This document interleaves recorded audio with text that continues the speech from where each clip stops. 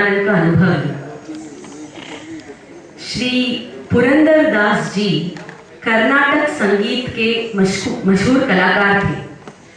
वे श्री बालाजी के परम भक्त भी थे। ये 15वें शतक की बात है। पुरंदरगढ़ नाम के एक घाट में वरदप्प नायक और उनकी धर्म पत्नी लीलावती रहा करते थे। धार्मिक दंपति थी। भगवान के दिए हुए सारे सुख थे उनके जीवन में, सिवाय एक के। कौन सा सुख? संतान का सुख। काफी सालों के बीतने के उपरांत भी उन्हें संतान की प्राप्ति नहीं हुई थी। किसी संत महात्मा ने उनसे कहा कि तिरुमला तिरुपति की यात्रा करने से उनकी मनोकामना पूरी हो जाएगी। इसीलिए ये दंपति तुरंत निकली तिरुमला की यात्रा पर और जाकर भगवान के सामने उनका पक्ष रखा। भगवान वेंकटेश तो वर प्रसादी है। कहते हैं ना, वर गुण से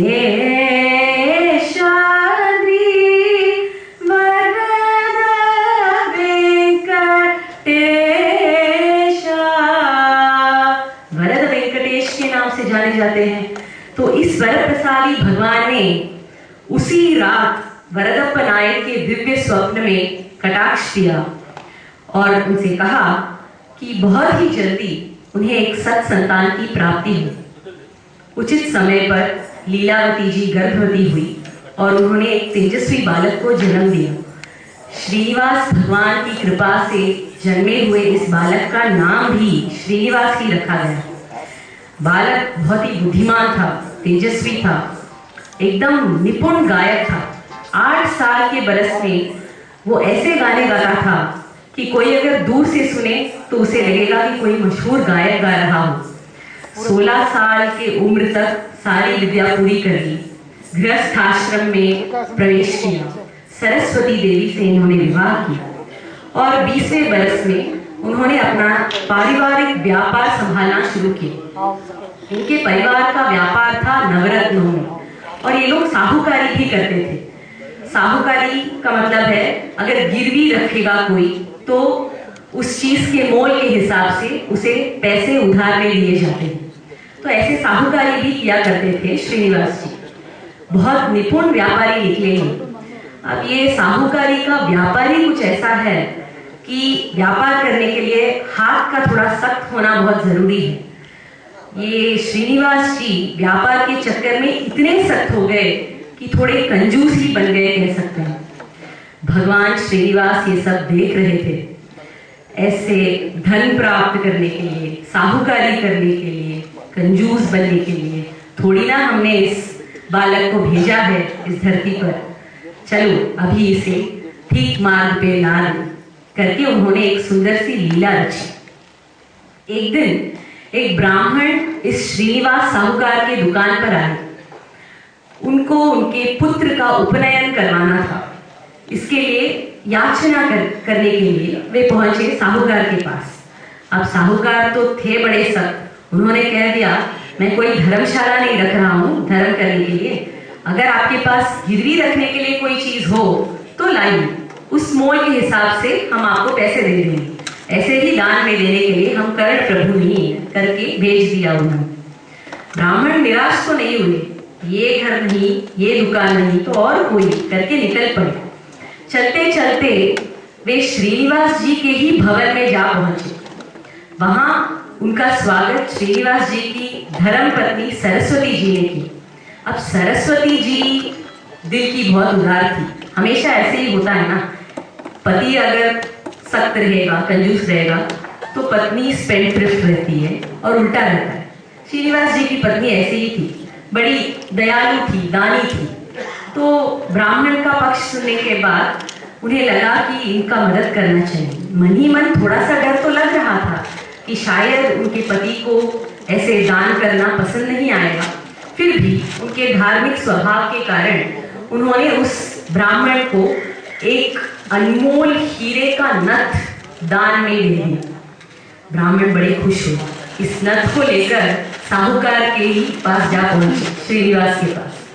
अभी उनके पास गिरवी रखने के लिए कोई चीज जो आ गई थी। उस अनमोल हीरे के नथ को आगे बढ़ाया तो देखते ही श्रीनिवास जी ने पहचान लिया कि ये तो मेरी पत्नी का नथ है। अक्षर अंकित था उस नथ पर, श्री श्रीनिवास के लिए, सरस्वती के लिए। आजकल बर्तनों पर अक्षर अंकित रहते हैं, उस जमाने में जेवरों पर अंकित हुआ करते थे। तो श्रीनिवास जी ने पहचान लिया कि वो नथ तो उनके पत्नी का ही था, लेकिन उनकी शंका जो थी उसको उन्हें यकीन में बदलना था। इसलिए उस नथ को बड़े सावधानी से अपने दुकान के तिजोरी में रखा, ताला बांधा और ब्राह्मण से कहा, ब्राह्मण, इस नथ का मूल्य कुछ ज्यादा ही है, इतने पैसे फिलहाल मेरे दुकान में नहीं है, तो मैं घर जाकर लाता हूँ करके ब्राह्मण को बिठाकर घर चले गए श्रीनिवास जी। घर जाकर उन्होंने अपनी पत्नी से सिर्फ इतना पूछा कि भाई, तुम्हारे हीरे का जो नथ है वो तुमने काफी दिनों से पहना नहीं है, जाओ उसे लाओ, अभी पहन के दिखाओ। सरस्वती जी के जमीन के नीचे का, पैरों के नीचे का जमीन फिसलने ही लग गया समझो। उन्हें समझ में नहीं आ रहा था कि जानबूझकर ये सवाल कर रहे हैं या अनजान बनकर सवाल कर रहे हैं। जो भी हो, हिम्मत नहीं हुई उनकी सच बताने की। फिर भी मन ही मन उन्हें लगा कि अच्छा तो काम किया है, अब क्या मुंह दिखाऊं उनको। तो इस संकट की घड़ी पर उन्होंने याद किया भगवान वेंकटेश को। उन्होंने प्रार्थना किया, वेंकटेशा दया माडू, वेद वेद्यने पंकजाक्ष रक्षिसैया, वेंकटेशा दया माडू। हे वेंकटेशा, दया कीजिए, हे पंकजाक्ष मेरी रक्षा कीजिए, रक्षिसैया। भगवान हमेशा धर्म का पक्ष लेते हैं। जहां जहां भक्त बुलाते हैं वहां दौड़े चले आते हैं। ऐसे ही दौड़े चले आए इस सरस्वती जी के पुकार के लिए। जब सरस्वती जी ने अपना जेवर का बक्सा खोला तो सबसे ऊपर चमकता हुआ उनका हीरे का नथ उन्हें दिखा। यह देखकर सरस्वती जी की आंखों में आंसू आ गए भगवान की कृपा के बारे में सोचकर। कोई भी संशय नहीं है कि भगवान वहां वहां आ पहुंचते हैं जहां जहां भक्त उन्हें बुलाते हैं। कहते हैं, ಎಲ್ಲಿರುವನೋ ರಂಗ ಎಂಬ ಸಂಶಯ ಬೇಡ, ಎಲ್ಲಿರುವನೋ ರಂಗ ಎಂಬ ಸಂಶಯ ಬೇಡ, ಎಲ್ಲಿ ಭಕ್ತರು ಕರೆಯ ಅಲ್ಲಿ ಬಂದೊದಗುವನು। ಎಲ್ಲಿ ಭಕ್ತರು करे, जहां जहां भक्त रो के बुलाते हैं, अल्ली बंद ओदगवन, वहां आकर मैं उनकी सहायता करता हूँ। यंब संशय बेड़ा, कोई संशय मत रखना। ऐसी सहायता की भगवान ने सरस्वती जी की। भगवान की इस लीला को देखकर, उस नथ को देखकर, कौन से नथ को, जिस नथ को श्रीनिवास जी ने अपने दुकान के तिजोरी में रखकर ताला लगाया था, उसी नथ को उनके पत्नी के जेवर के बक्से में देखकर श्रीनिवास जी को भी समझ में आ गया। आखिर उनके संस्कार तो अच्छे थे, समझ में आ गया कि ये और कुछ नहीं, भगवान वेंकटेश की लीला है। जैसे ही भगवान का कटाक्ष उन पर पड़ा, धीरे धीरे उनकी रुचि सांसारिक चीजों में कम होने लगी। धन प्राप्त करने में उन्हें कोई रुचि नहीं रही अभी। वे और सद्मार्ग में जाने लगे, सात्विक विषयों में रुचि रखने लगे। इतनी उनकी त्याग की भावना बढ़ गई कि उन्होंने अपना व्यापार छोड़ दिया, सारा धन दान कर दिया और यात्रा पर निकल पड़े।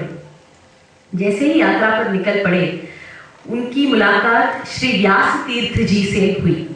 व्यास तीर्थ जी ने उनका मार्गदर्शन किया, उनके गुरु बने और उन्हें दासत्व का नाम दिया। श्रीनिवास को पुरंदरदास का नाम श्री व्यास तीर्थ जी ने दिया। इस दासत्व नाम को ही उन्होंने अपनी सारी गीतों में मुद्रा के रूप में लिखा है। श्री पुरंदरदास जी के सारे गानों के अंत में पुरंदर विठला करके अंकित किया रहता है। अब इनके गीतों के बारे में जितना कहा जाए उतना कम ही है।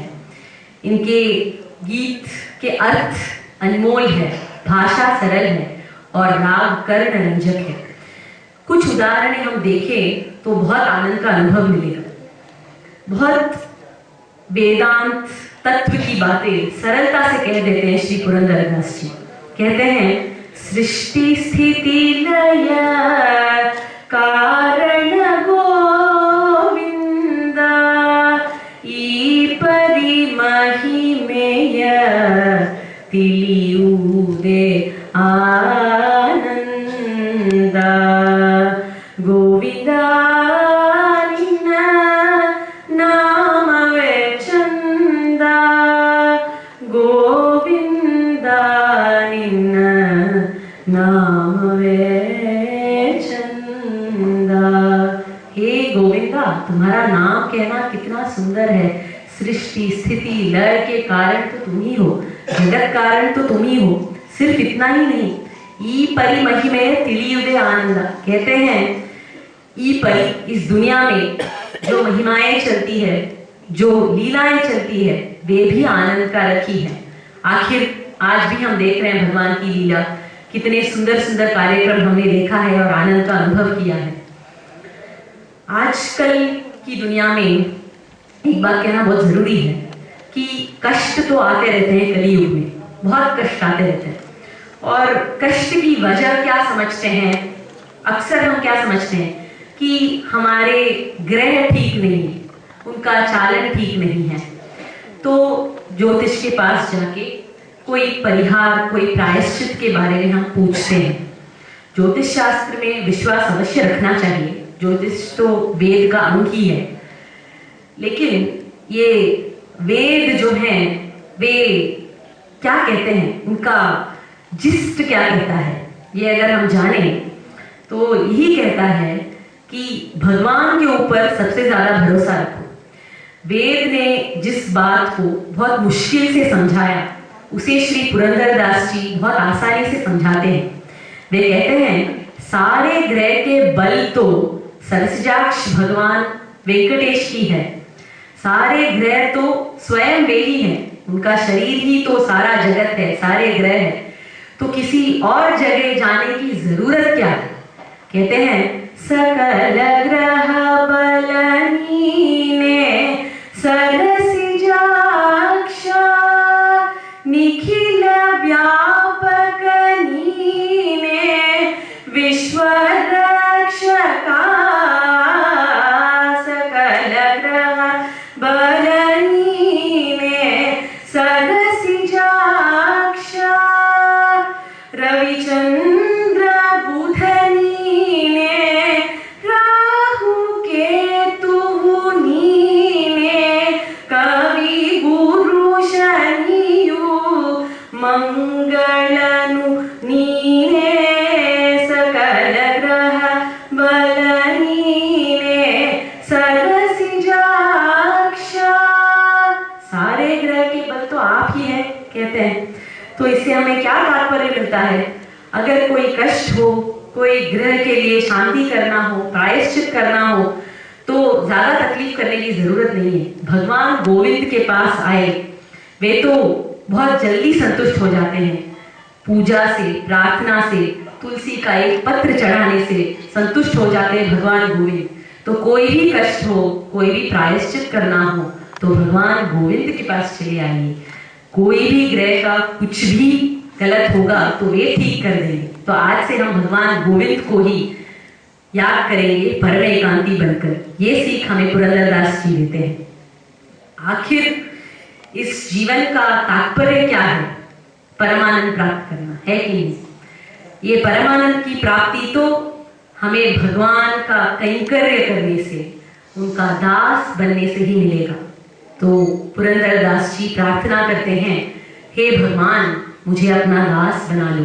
दासन माड़ी कोयन्न स्वामी सासिर नामद वेंकटरमण दासन माड़ी कोयन्न, मुझे अपना दास बना लो। कहते हैं हम भी इसी तरह भगवान से कैंकर्य का, दासत्व का